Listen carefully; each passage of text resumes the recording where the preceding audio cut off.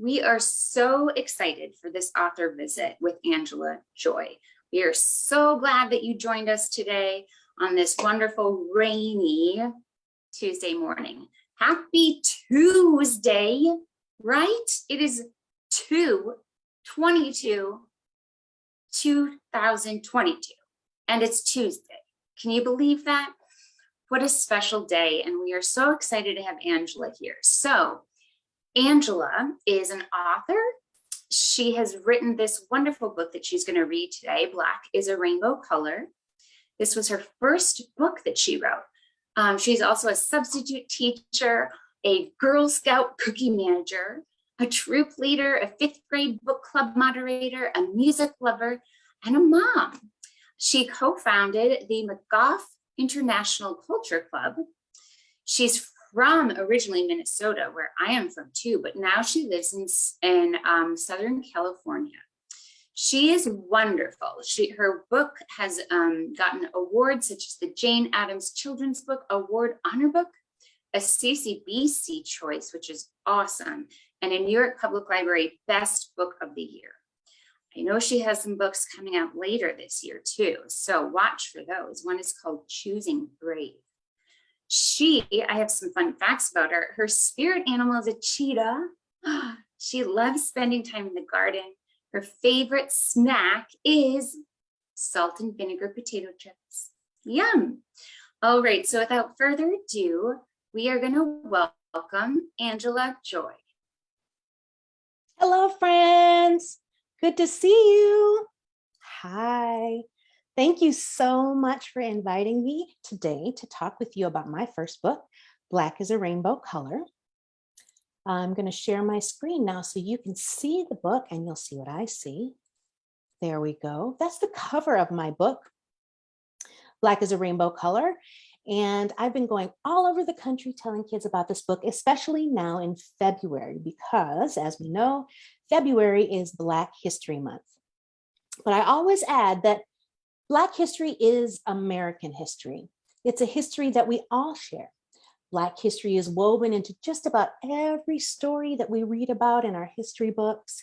If you just dig deep enough, those stories are there. The American experience, American history, is made up of many different parts, sort of like a quilt or a puzzle. And when they're all put together, they make up the beautiful country that we live in. So Black history can be studied at any time of the year, just like Native American history, Hispanic American history, Asian American history. They're all a part of American history, so they don't just need to be studied in 1 month, but I'm so excited that we have that month because I can now come and talk to you about it, and you can read more about it through this book or many others in the library at any time of the year. So as we go through, even if you're not Black, please know that this is your history too. Now, in honor of Black History Month, about 9 years ago, I put together a program for my kids. At that time, my children were 5 years old and 4 years old. Here's a picture of them, not much older than many of you. And I'm a planner, so I had music put together to celebrate our first intentional Black History Month. Because keep in mind, they're little. They hadn't celebrated it before. It was the first time they were going to experience February as Black History Month. So I had all my music together. I had posters of Black leaders. I had lesson plans and games that we were going to play together. I had books. You know, I've got to have books. I love books. I had, let's see, I had this book. Do you guys know this book? The Snowy Day. Growing up, this was my favorite picture book. And it's also part of Black history because it was one of the first books to have a Black child as the main character. And it was super, super famous. Lots of people bought it. I bet your adults recognize this book too. So I had that book ready. And I had this book ready, Wind Flyers. It's a book about the mighty Tuskegee Airmen who protected planes during the war. Another important part of American history and Black history. And a lot of other books like that. So we were reading and talking and doing all this great stuff. I was saying, yeah, this is part of your history. It's Black history, Black music, Black experience, Black freedom, Black power, Black love. And my daughter looks at me and she says, Mommy, why do you keep calling us Black when really we're brown? She pointed to her little hands and said, we're brown. And she was right, of course. As you see in this picture, we're kind of a peanut buttery color. But we're also part of the Black community. At that moment, I couldn't explain that to her. I didn't have the words to explain why we as peanut butter colored people called ourselves Black. There's the literal Black, the color, and there's the figurative Black, the community. And it took me a while to figure out how to explain that. I mean, it's true. In the Black community, we have people of many, many different hues, from toasted marshmallow to cinnamon and peanut butter to caramel to coffee, all beautiful shades of brown, all perfect, but none really Black, that we call ourselves Black. It's a word that we inherited when we were brought to this country without our names or where we came from. We were just called Black, and the name kind of stuck. So here we are, hundreds of years later, still the Black community, but it's a word that we've embraced because it includes all of us, no matter what our shade is, okay? So I explained that to my daughter and she kind of got it, but I had to do more. So what I did is I wrote a book called Black is a Rainbow Color, and I'm happy to share it with you today. As we go through, pay attention to things that are both Black in color and things that are Black in culture. There are some things that are both in the book. There are some things that are just Black the color and other things that are just Black the culture. So you have 3 things to look for.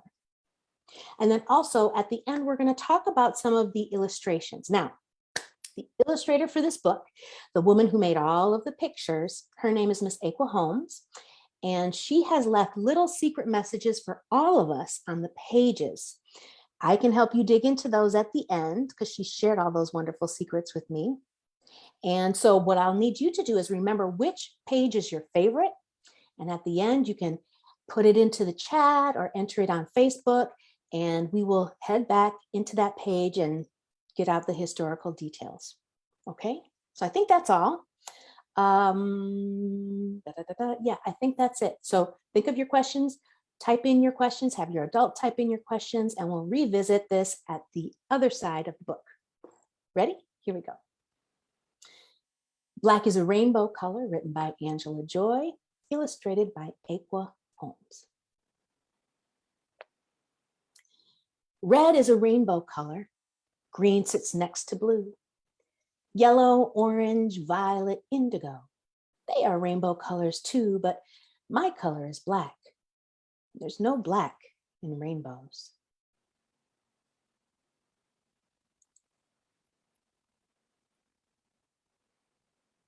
Black is a crayon tangled in a box.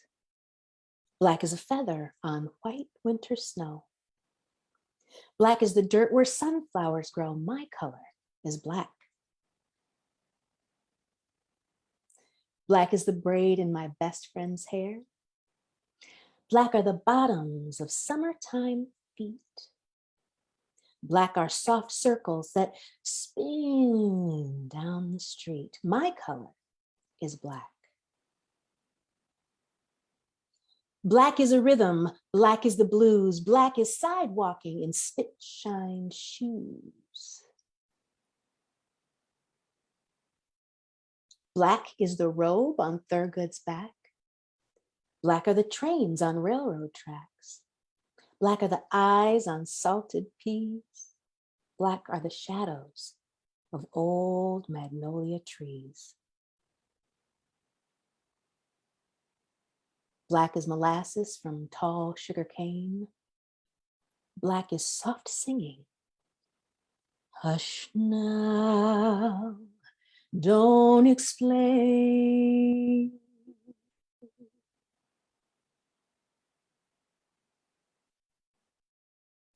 Black is the skillet for bread to fry. Black are dreams and raisins left out in the sun to die. Black is the color of ink staining page. Black is the mask that shelters his rage. Black are the birds in cages that sing. Black is a color. Black is a culture.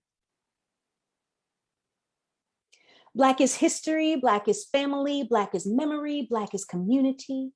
Black is the love that lives inside of me. My color is black.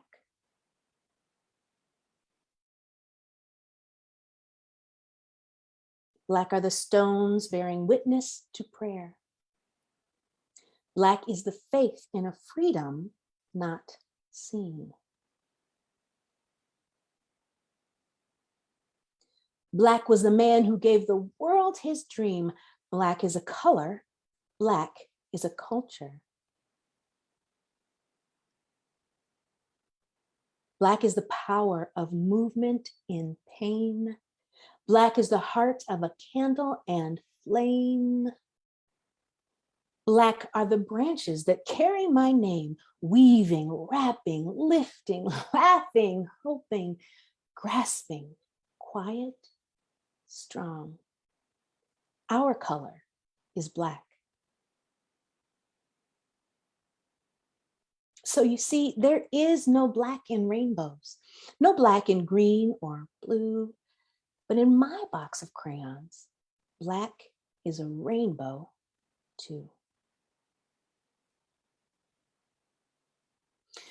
So some of you guys may be familiar with Crayola crayons.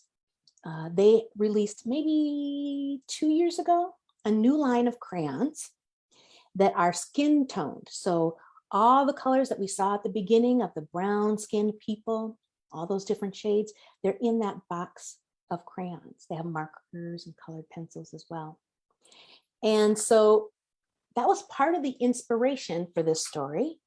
The many different hues and shades, and when they're all together, they look like a rainbow to me. And now with the great crayons that are out there and colored papers that are out there, we can make art that represents all of these different beautiful shades. I love that. But now one of the questions I usually get at the end of a presentation is, Miss Angela Joy, what do you mean black is a rainbow color? Like, why is black a rainbow color? It all comes down to one simple thing that we're all familiar with, and that thing is sunscreen. Has anyone been outside and an adult says, hey, come back, we got to put on your sunscreen? Here in Southern California, you'll hear that all along the beaches because kids have to come back in to reapply that sunscreen. We have to protect our skin from the sun because it can burn and cause like serious damage. So we protect our skin. But long before sunscreen was created by people, nature gave us sunscreen within our bodies. That sunscreen is called melanin. If you guys are with me and can hear me, repeat the word melanin. 1, 2, 3, melanin. Melanin is super important. It is the sunscreen that our bodies make all the time. So if you are darker skinned, caramel color, cinnamon colored, coffee color, your melanin is working all the time. And you have the beautiful advantage of having a lot of sun protection. The more melanin you have, the more sun protection you have, the more chocolate your skin is. As you get lighter, you have less melanin, but it's still working. If you have very light skin that some people would call white or peachy, your melanin really only works hard. It's always there, but it works harder. It's visible when you are out in the sun. When you go outside and your skin turns a little bit more brown and you get that tan, that's the melanin in your body turning on, saying, oh gosh, we need to protect ourselves from the sun. And that browning is your natural sunscreen that your body is making all by itself. You don't have to think about it. I always do say though, that it's important for all of us to still wear sunscreen. Eventually, all of us will get burned, no matter what shade of brown you are. But the more chocolate or richer your brown is, the longer it will take for your skin to burn. And so when we look at all of these people, there's different hairstyles, different hair color, different skin tones. The only thing that makes their outside different is the amount of melanin they have, not just in their skin, but in their hair too. Melanin is found in the color of skin, it's found in the color of our eyes, it's found in the color of our hair, and the deeper brown those colors are, the more sun protection we have. But it's not just found in people, it's also found in animals. That same sun protector that tans our skin to protect us from the sun is found in the feathers of birds.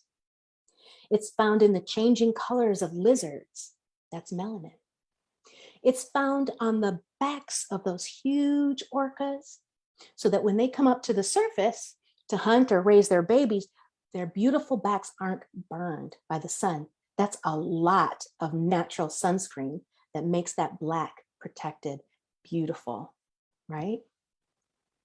And it's also found as a protectant for octopuses and squid. When they spray out that dark brown ink, it's filled with melanin, and it helps them to escape the predators. It's really quite beautiful. So when people feel like having darker skin isn't good, they're actually quite wrong. All of our skin is beautiful. All of our skin is perfect. All of us are well made. But the differences between how much melanin is between one person and the other is like saying, I'm better than you because I have more sunscreen. It sounds ridiculous when you say it like that, right? Nobody ever thought about how much sunscreen we had. Nobody thought about who has the best kind of sunscreen, or whether your sunscreen comes in a stick, or if it's a rub-on, if it's clear, or if it's white pasty. Nobody ever thought about that. So when we think about the people in the olden days who thought about whether light skin was better than dark skin, we know now because of science that it was a silly, silly argument to have. We're all perfect. We all have the melanin that keeps us safe. And so what's more important is learning about what's on the inside of people. And one of those things is culture. Culture, experience, ethnicity, all of these things make us special. And they don't have to be like anybody else to be special. This is a book about the Black culture, but all of you also have ethnic or religious or school cultures that you're a part of. Maybe you have a sports culture, and in that sports culture, you have a mascot. You have certain colors that you wear. Perhaps there's a song or a chant that you enjoy with your other sports fans. That's a sports culture. It's also a school culture. But then across the way, there could be another culture entirely of the opposite team. They have their own culture that's different colors, different chants, different routines, different mascots. But they're two different cultures, but we have those cultures. I'm in Southern California, so I'm a Rams fan, I'm a Lakers fan, and I wear my colors proudly, and there are things that we share here in our sports culture that I'm sure are different than those shared in Illinois and Chicago. So these are all different cultures that we have. It's important to talk about them with one another, because those little pieces of culture are pieces of ourselves that come together to make the big puzzle picture that we call Angela Joy, or Robin Smith, or Nadia Williams. And with that combination of different cultures, different perspectives, different experiences, those combinations make you one in a billion. They make you special. They make you unique.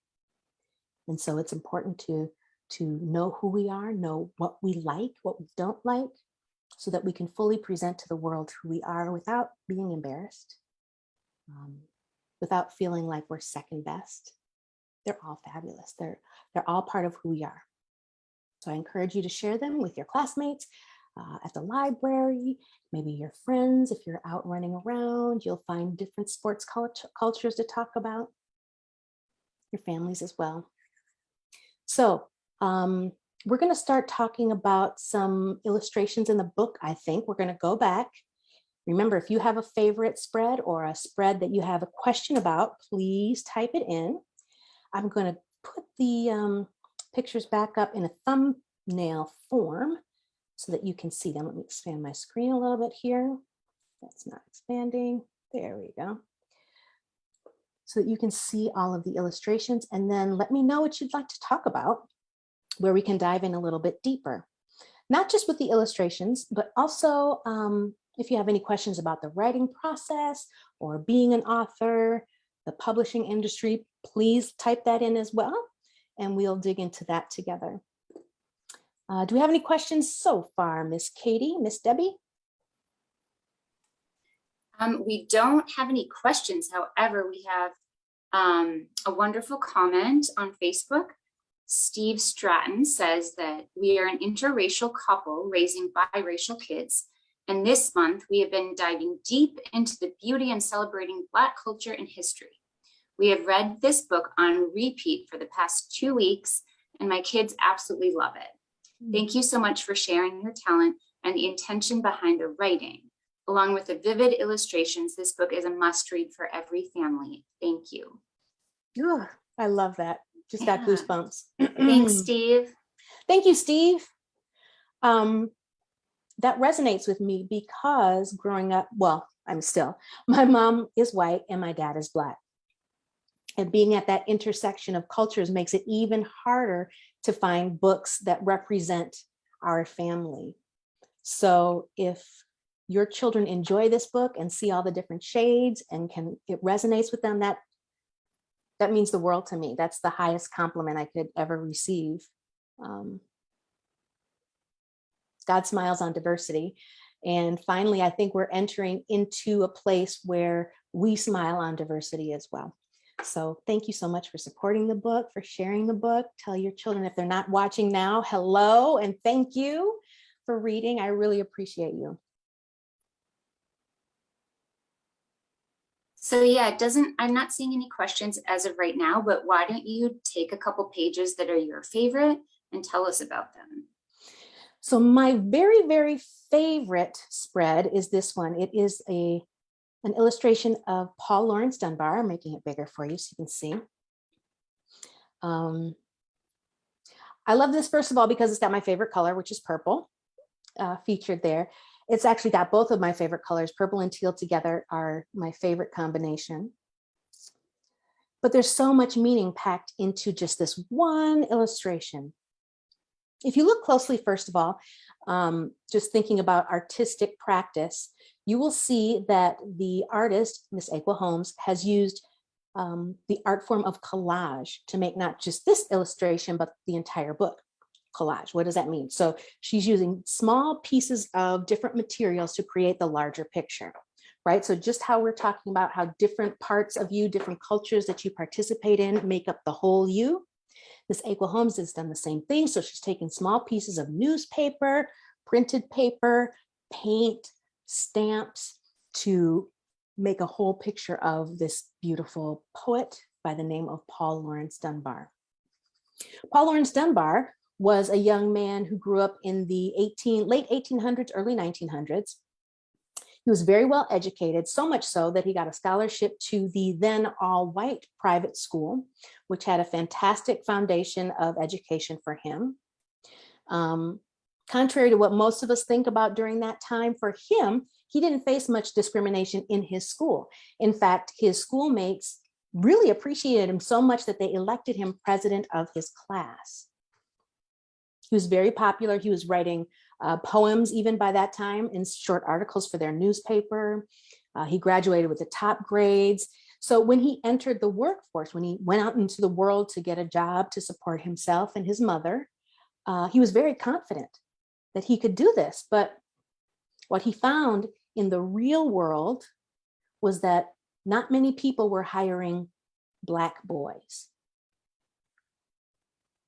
It's interesting because at this time, Paul Laurence Dunbar was 19, 20, 21 years old, but he was still referred to as a boy because Black people at that time didn't receive the same type of respect that white people often had.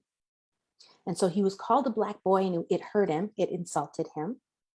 But he had to do what he had to do. He had to feed himself. He had to feed his mother. So he went into the places that were hiring black boys. And one of those places was a bank. And I would love to say that he worked as a teller, even a security guard. But unfortunately, the job that was available was working the elevator. Now, back in these times, the elevators did not look like what we have now that are a box and you push a button and up it goes all by itself. In these times, many of the elevators were open. So kind of like bars all around, kind of like bird cages. And you would have to lift and lower the elevator in order to operate it. In order to go up, you'd have to lift a lever to go up. And in order to go down, you'd have to lower the level to go down. This sounds kind of cool, like for the first 10 times, maybe for the first week or two. But for Paul Laurence Dunbar, it was mind-numbing work. Imagine going to school and studying so hard, studying math and literature and history and getting the best grades and having all this intelligence bouncing around in your head. You're ready to use it and nobody will let you use it. All you can do is lift and lower, lift and lower, lift and lower. It kind of drove him crazy on the inside. So he started writing poetry when the elevator traffic was light. And one of the poems he wrote is called Sympathy. It's in the back of our book. And the repeated phrase is, I know why the caged bird sings. And so here we see in this picture, he is talking about these caged birds. The birds are represented as being in various stages in and outside of their cages. But he says in the poem that these caged birds aren't singing for happiness. They're singing because they long to be free. And in the same way, Mr. Paul Laurence Dunbar, in his elevator cage, was longing to be free. And so I love this illustration because it's tying all of those ideas into one page. And the manuscript, the words of the story also reflect another poem that's found in the back of our book called We Wear the Mask, that shelters our rage. Understand that when he was operating that elevator, he couldn't show that his mind was numbing. He couldn't show that he was bored out of his gourd. He had to smile and say, "Good afternoon, sir. Good afternoon, madam." So that was a mask that he wore. We all wear masks to various degrees, but he wrote about it. And so that's in the poem, another poem in the back of your book called We Wear the Mask. So this is absolutely one of my favorites. Also because I forgot the last part of the story. This poet, Paul Laurence Dunbar, inspired the author Maya Angelou to use the title in her book. It is the title of her book, I Know Why the Caged Bird Sings. So another author who loved Paul Laurence Dunbar's poetry used this poem as the title of her book. And then the next step is, growing up, Maya Angelou's book, I Know Why the Caged Bird Sings, hugely impacted me, inspired me. And so I chose to include Paul Laurence Dunbar and Maya Angelou in this book. So art is kind of contagious. Art inspires art. We can gather ideas from other artists and make something entirely new. That's what art is all about. And so in that way, 100 years later, more than 100 years later, we know this name, Paul Laurence Dunbar.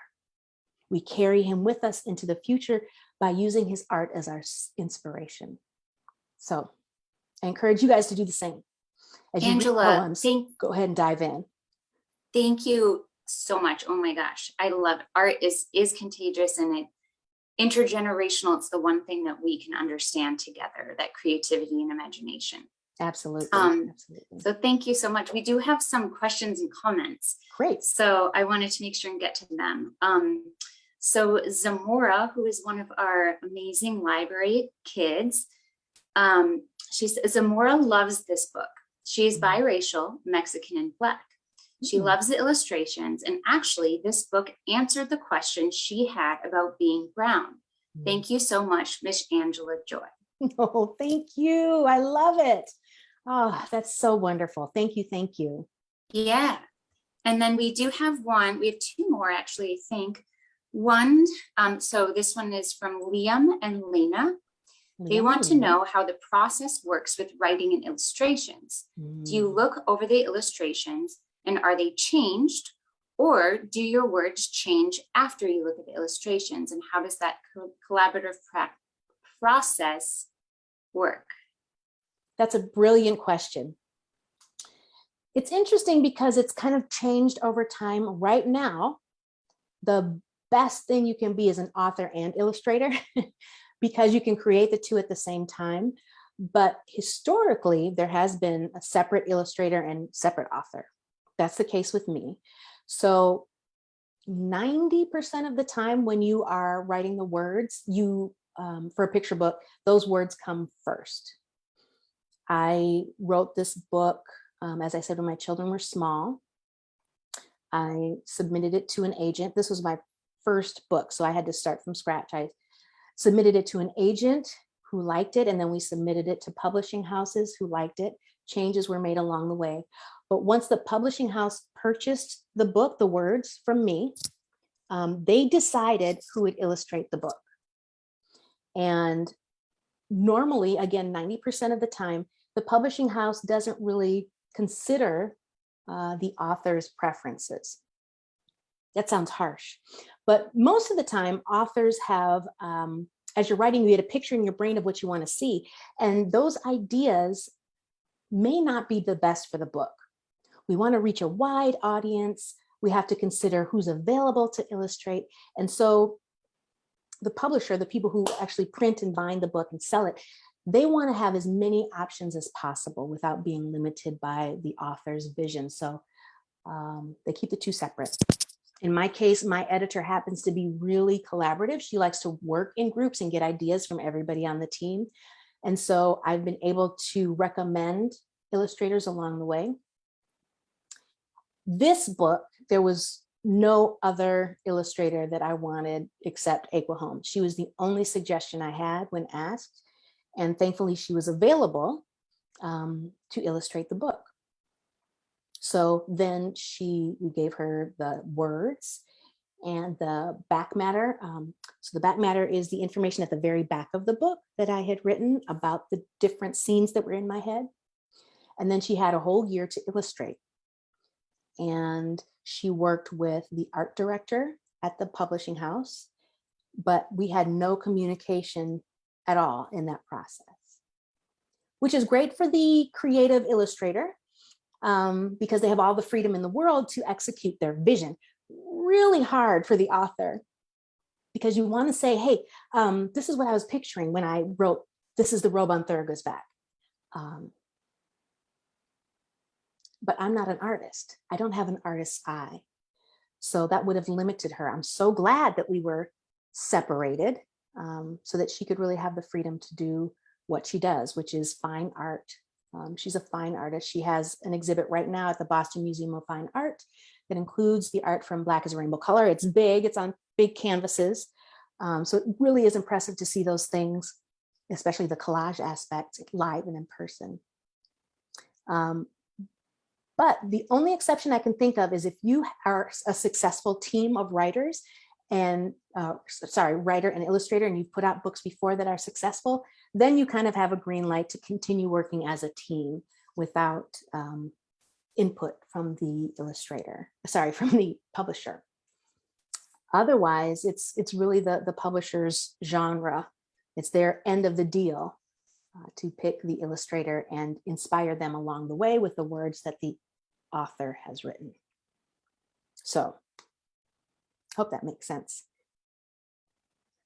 Yes, I've heard exactly what you're saying, but I'm thinking of like Matt De La Pena and Christian Robinson, like they're so great together. And yeah, but yes. Okay, so we have some more. Judah says his favorite page is number 15. Could you talk about that a little? Absolutely. Thank you, Judah. So this, I'll start with the text. Black was the man who gave the world his dream. Black is a color. Black is a culture.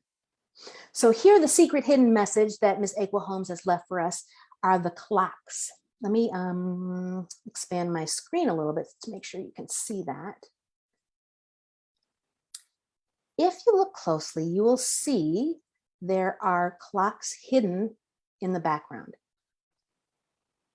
Many of them have Roman numerals. So if you see the VI or the VII, it's just another way of writing numbers. And so there's a message here. It says, we have a dream, right? We have a dream. But the clocks are showing that that dream is timeless. That dream is still waiting to be realized, fully realized. Those clocks tell us we still have work to do. It's not over. That dream isn't over. We're still working for it, which I love. And it ties into the next page. Here we have, if you look on the far left, the gentleman with the sign that says, I am a man. That sign is a duplicate, a replica, a copy of signs that men were walking with during Martin Luther King Jr.'s time. Remember when I said it was an insult back in the day when Black men were being called boys? This gentleman is addressing that by saying on his sign, I am a man. It was from the It was from the garbage strike. The workers were saying, we're not going to work unless Black people and white people have the same pay. We're not going to work unless Black people and white people can have the same job. So back in these times, it was common for the Black people to have to pick up the trash and load it into the truck, which is heavy work, right? They didn't have those big machines that would dump. No, you had to do it all by hand. Black people would do that job. And guess who got to sit up front? The white guy. And the Black people were saying, that's not fair. We should all be able to drive, right? Who doesn't want to drive the truck?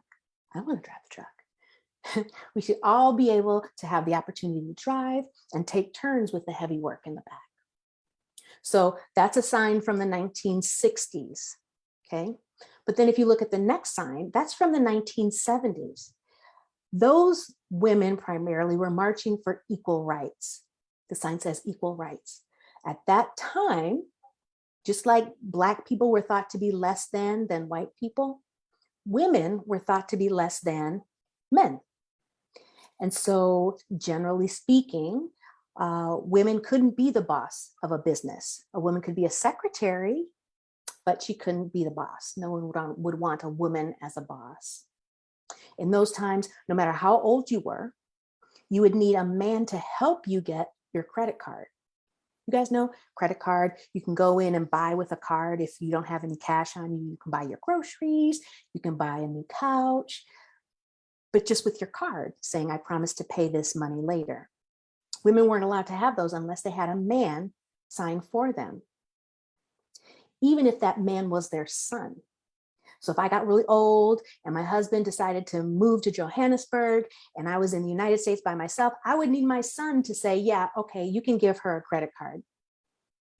Isn't that backwards? To have a younger person vouch for me? But that's how it was in the 70s. Women were not considered equal. And so there we see in the middle how women marched and fought to have equal rights as men. We're still in that fight as well. And then of course, the last sign here, the Black Lives Matter, it's saying Black Lives Matter too. When you look at the history of our people, it has seemed as if the Black lives don't matter as much as other lives. And so we still have this dream that we're talking about on the page that you asked about. It's a timeless dream, not just for Black people, but for all people to be treated equally, to be treated fairly. We want to be paid equally, and we want to have a community that doesn't care so much about what color you are, how much sunscreen you have on, right? So those are the secret hidden messages in those two spreads that are linked by the clock of time. Thank you so much. I hadn't seen that before. That's just so cool. And then you start to realize like, oh, that makes total sense. So thank you for sharing that. My pleasure. We have a question from Erin. I love how you sang Billie Holiday's Don't Explain. She has so many incredible songs, so I'd be curious why you chose that particular song for the book. Great question. So in this slide, we have two women. Billie Holiday, very, very good. For those who don't know, Billie Holiday is the woman in the foreground. She's got the gardenias in her hair. Excuse me. And in the background, we have Miss Nina Simone. Again, we have two different generations of women. Billie Holiday sang in like 40s, 50s primarily, and then Miss Nina Simone sang primarily in the 60s and 70s. So two different generations of women. I chose Don't Explain because it is the one song that they both sang that became very, very popular, not just in the United States, but around the world. Don't Explain is not a song about racial justice or equity. It's I would say a love song, but it's actually a pain song, a heartbreak song. But it's important because both of these women sang with such raw emotion that it translated to different languages all over the world. I mean, people didn't have to understand the words in English, but they could feel the heartache because of the way the song was delivered. As a singer, I really appreciate that. But it's important in the book because these women were international ambassadors for the Black experience at a time when the world didn't necessarily know how hard Black people had it in this country.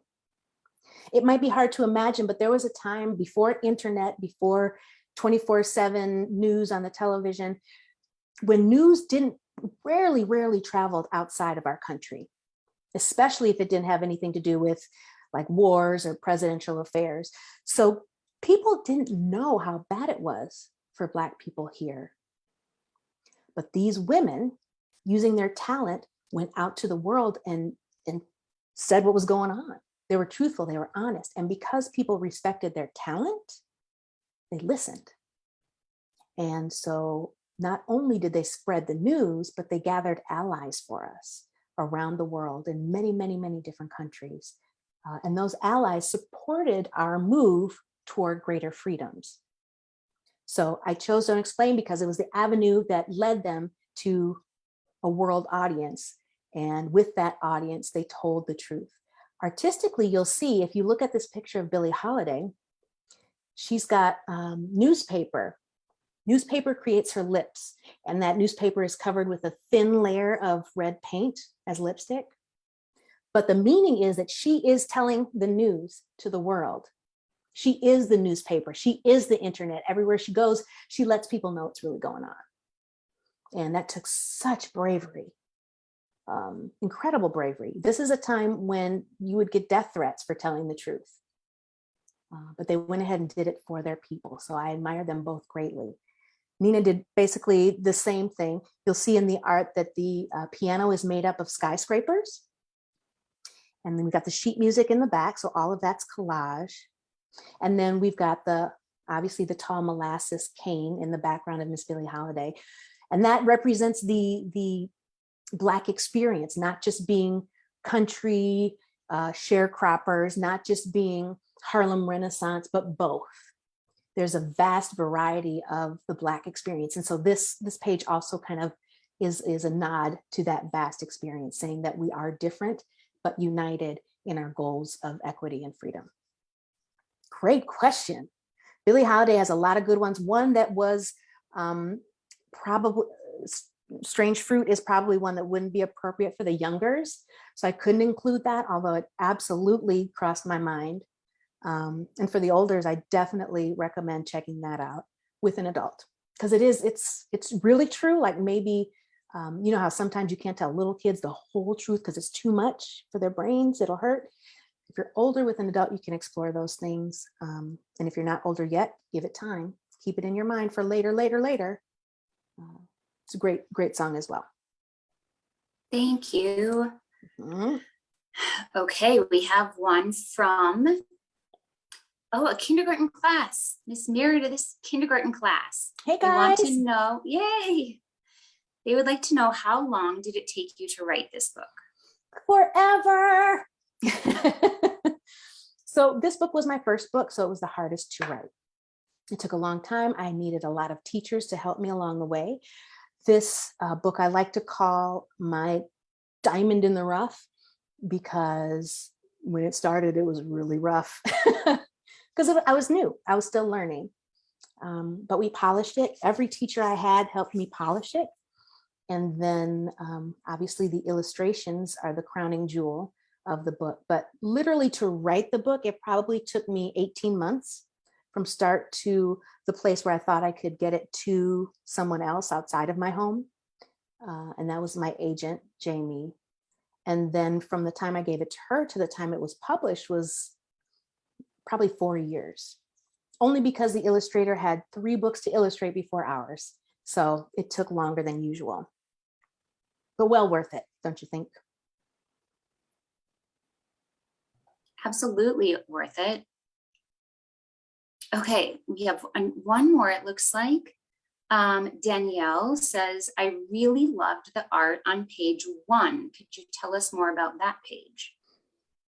Page 1 is the cover. Is that what we mean? Actually, that's a good question. Actually, that talk a little bit about that too, that books have 32 pages. And, you talk a little bit about that, but I think the cover and maybe go to the next. Yeah, maybe that one. Try that one. We'll start there. And if I'm wrong, let me know. So this is an example of how the story was changed and edited quite a bit before it reached the world. This is actually the middle part of my original story. And so a lot of the feedback we got said, you know what?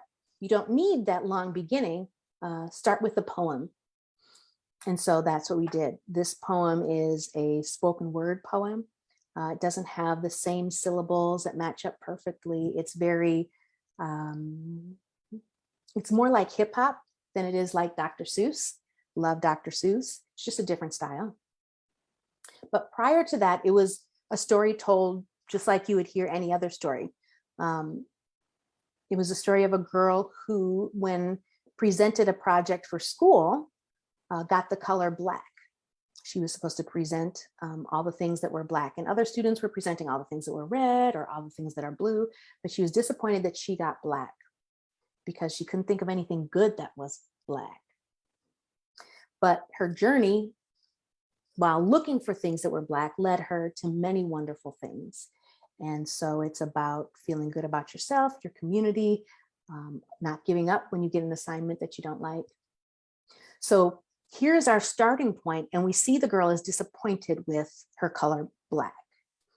And the beautiful rainbow in the background is kind of a foreshadowing. It's a good warning that the story is going to get better from here.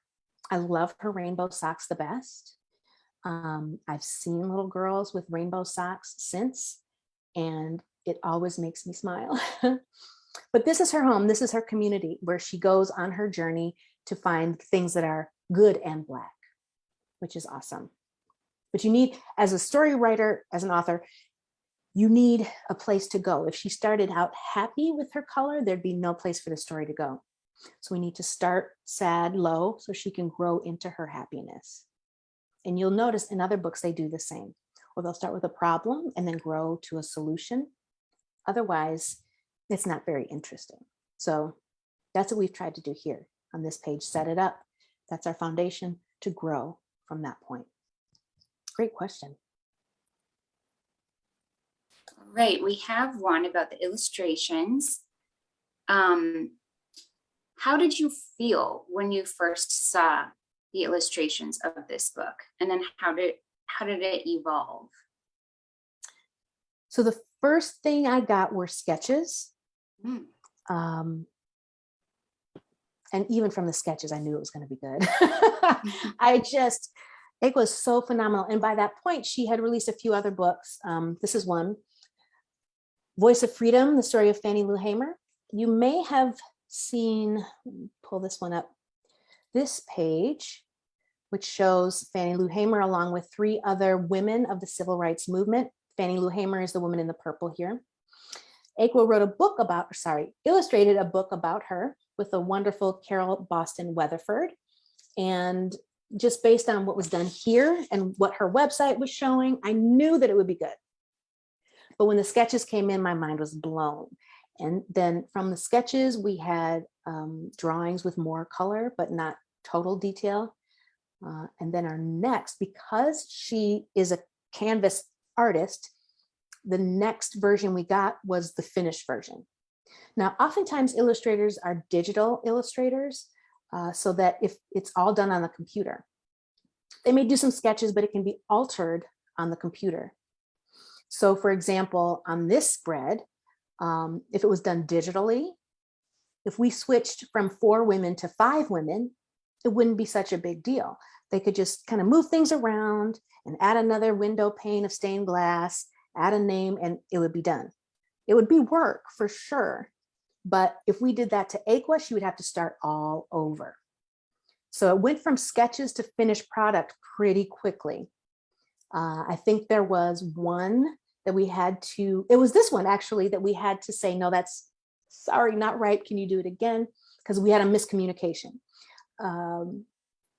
But it went pretty quickly. And so we saw the finished art as it was going along, and my mind was blown and my confidence was boosted. Remember, I'm a first-time writer, so I don't know if the story is good yet. I don't know if the world is going to accept it. I'm very nervous on the inside, but seeing this art, I said, well, hey, listen, if all else fails, people will buy the art because it's so beautiful. So I was so pleased in the process that she was kind of leading us along. And luckily the message has stood up to the critics as well. So couldn't ask for anything more. Yeah, I'm going to say that you're not giving yourself enough credit. The poetry is just unbelievable. Thank you. So Thank you're you. welcome. So we have about, let's see, 5 minutes or so left. Oh, that went so fast, Miss Katie. I know. It's been great. Could I ask you one question? I was wondering what books or what things in your childhood influenced you? Were you writing when you were younger, and what did you read? When I was younger, well, really my whole life, including up to today, my passion is music. So where other children were reading, I was singing. And so that's where I got my love for poetry, that rhyme in music, the way that music, especially jazz is my favorite, like Billie Holiday, the music tells a story, it communicates emotion, it sets a stage, and it rhymes. So my love of poetry started with my love of music.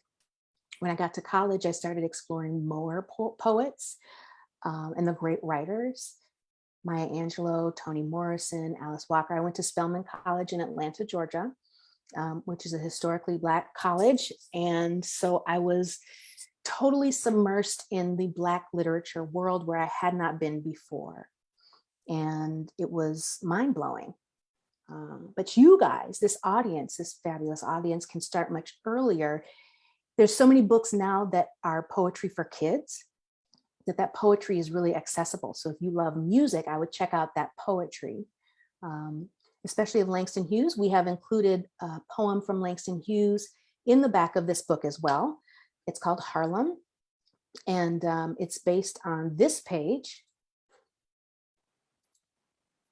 Like our dreams and raisins left out in the sun to die. This page alludes to a Broadway play called A Raisin in the Sun. A Raisin in the Sun was the first Broadway show to be produced by a Black woman, Lorraine Hansberry. Lorraine Hansberry took the title of her play from Mr. Langston Hughes's poem, Harlem. It's in the back of the book. And so again, we see how art is inspiring art. But there are many poetry books and also biographies of Langston Hughes that are accessible for younger people that I really encourage. I loved those with my own children. And then I'm still learning. I'm still reading the greats, the classics, and enjoying that a whole lot. I'm still fine-tuning my voice for longer books. I'm trying to write a middle grade or chapter book right now. And that involves reading more middle grade and chapter books as well. The Beverly Clearys and that other, Are You There, God? It's Me, Margaret. Those books that are children's classics are important for me to read to kind of learn the pattern of good writing, because I didn't go to school for writing. I went to school for music and African American studies. So I'm still learning and growing through literature. And I feel like you can do anything if you can read. Like, I totally changed my career, but it's because I could read other people's work and teach myself what was accessible. I learned how to communicate ideas through other people's writing. So if you can read, you can do anything. And this is a prime example. I had no idea I wanted to write as a child. I just wanted to sing all the time. But here I am. Thank you.